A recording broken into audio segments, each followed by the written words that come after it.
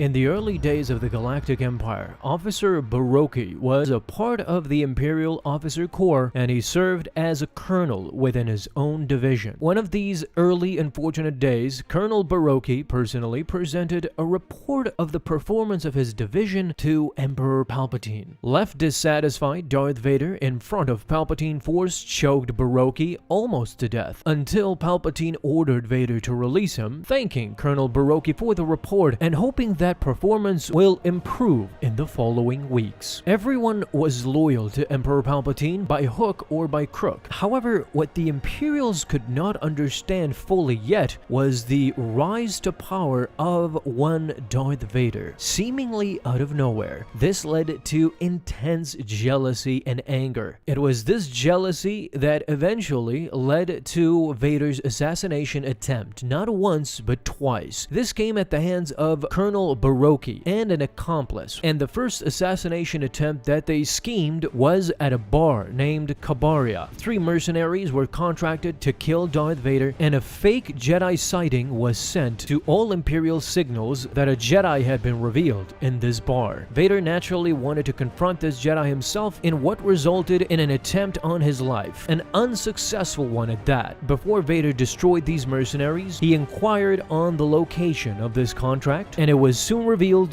that this contract came from the office of Emperor Palpatine himself. Vader, upon learning that seemingly his master wanted him dead, he couldn't wait to face Palpatine and demand answers to his questions. It was during that time that a second attempt was made on Vader's life upon his return to Coruscant in his personal starship gifted by Palpatine. During Vader's arrival, the starship was then incorrectly identified as being part of a separatist splinter cell, and because of that, its transmissions were now jammed. Unable to transmit the clearance codes, Vader's ship was targeted by the Coruscant Security Force missile platform. Only because of Vader's masterful piloting skills were they able to survive. However, the ship was heavily damaged and they crash-landed on Coruscant. The young Sith believed that it was Sidious behind every attempt, and he finally confronted his master at the Jedi Temple. However, Sidious quickly made it clear that if he wanted his apprentice dead, he would have been already one with the Force. What Vader did now was meditate heavily in the dark side, with anger fueling him to uncover the truth. During these long meditations, Baroki met undercover with his fellow conspirator in the Room of Masks, located in the Uskru district on Coruscant. There, Colonel Baroki was told by his accomplice that